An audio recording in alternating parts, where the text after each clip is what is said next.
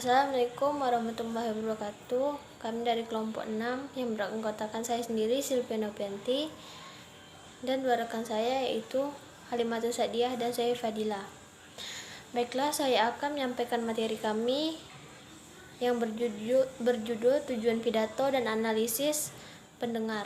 Pengertian pidato. Pidato adalah penyampaian gagasan, pikiran, atau informasi kepada orang banyak melalui lisan, secara langsung ataupun tidak langsung. Dalam pidato ada 3 unsur agar bisa dikatakan pidato, yaitu yang pertama, pembicara atau orang yang melakukan pidato. Yang kedua, isi pembicaraan atau isi apa yang disampaikan. Yang ketiga, pendengar atau audiensi.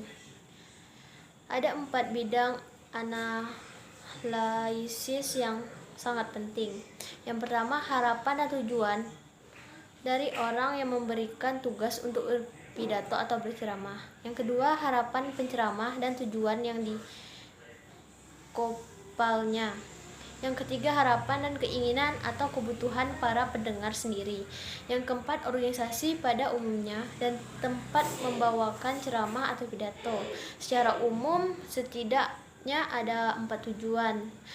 Yang pertama, memberitahu atau to info, menghibur to entertain, memperkuat kepercayaan to strengthen belief, mengubah kepercayaan to change belief, memberitahu to inform ya, apabila kita ingin memberikan suatu perintah, penerangan, penjelasan, maka tujuan kita adalah memberitahu. B. Tujuan pidato. Tujuan pidato menurut Jalaluddin Rahmat dirumuskan dalam 3 hal, yaitu memberitahu, informasi, atau ditunjukkan untuk menambah pengetahuan pendengar.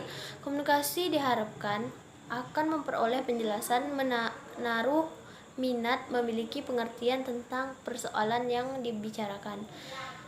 Selanjutnya, memengaruhi, persuasif, atau ditunjukkan kepada orang untuk mempercayai sesuatu, melakukannya, atau terbakar semangatnya, keyakinannya, tindakan, dan semangat adalah bentuk kreasi yang diharapkan. Yang ketiga, menghibur atau rekreatif, yaitu membuat orang lain senang dengan pidato yang menghibur sehingga membuat orang lain senang dan puas dengan ucapan yang kita sampaikan.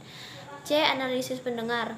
Pendengar dan audiens adalah objek kita dalam berpidato, tetapi juga merupakan subjek yang harus menafsirkan gagasan yang kita sampaikan. Maka wajar kita mengenal tentang apa dan siapa mereka. Dengan mengenal siapa mereka, kita akan mudah dan lancar untuk berkomunikasi dengan mereka, sehingga mudah juga bagi mereka untuk menerima apa yang kita maksud dalam pidato. Sekian dari saya, selanjutnya akan disampaikan oleh Sefi Fadia. Baiklah, saya Sefi Fadia Adila akan melanjutkan materi tentang menganalisis situasi dan kebutuhan pendengar, yaitu ada 7. Yang pertama adalah menganalisis situasi, dan yang kedua menganalisis pendengar, dan yang ketiga memilih dan menyempitkan topik, dan yang keempat mengumpulkan bahan, dan yang kelima membuat kerangka uraian, dan yang keenam menguraikan secara detail, dan yang ketujuh melatih dengan suara nyaring. Dan ada juga kemungkinan harapan pendengar, yaitu dalam soal organisasi. Yang pertama, dalam soal organisasi, yaitu ada untuk memulai dan menutup waktu yang sudah dipersiapkan, supaya diberi waktu yang cukup untuk bisa mencari fakta dan data, dan ada juga supaya diberi istirahat, dan ada juga supaya bebas dari gangguan dan keributan.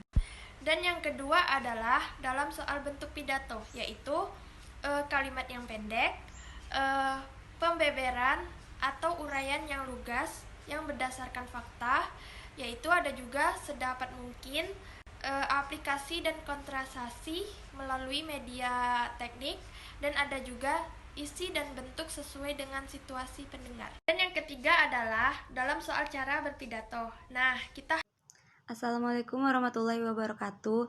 Baiklah, saya akan melanjutkan materi dari Sefi Fadiah Adila. Sebab-sebab utama rasa takut dan cemas. Ada banyak alasan yang menyebabkan orang merasa takut sebelum tampil. Di antaranya, 1. Takut ditertawakan. 2. Takut berhenti di tengah pembicaraan karena kehilangan jalan pikiran. 3. Takut akan orang yang lebih tinggi kedudukannya di antara pendengar. 4. Takut karena tidak menguasai tema. 5. Takut membuat kesalahan. 6. Takut karena situasi yang luar biasa. 7. Takut mendapat kritik. 8. Takut tidak bisa mengerti. 9. Takut bahwa ceramah tidak lancar. 10. Takut bahwa ungkapan jelek dan tidak jelas. Cara mengatasi rasa takut dan cemas. 1. Membina kontak mata dengan pendengar sebagai feedback. 2. Mengembangkan aktivitas dari mimbar. 3. Jangan melambungkan tujuan terlalu tinggi. 4. Menganggap pendengar sebagai kawan, bukan lawan. 5. Di samping itu, pikirlah bahwa Anda pasti tidak akan bisa memuaskan semua orang. 6. Tugasmu ini harus dianggap sebagai kesempatan untuk membuktikan diri dan bukan ujian atau percobaan. 7. Kalau toh ada kegagalan, maka anggaplah tidak terlalu tragis. 8. Kegagalan hendaknya dianggap sebagai kemenangan yang tertunda. 9. Berusahalah untuk memenangkan diri dan batin lewat pernafasan yang baik. Persiapan jangka panjang untuk mereduasi rasa takut dan cemas. 1. Nasihat-nasihat praktis. 2. Menghilangkan rasa takut dan cemas lewat motivasi diri dan latihan. 3. Rasa takut sebelum penampilan. 4. Rasa takut dan cemas waktu penampilan. Baiklah, sekian dari saya. Assalamualaikum warahmatullahi wabarakatuh.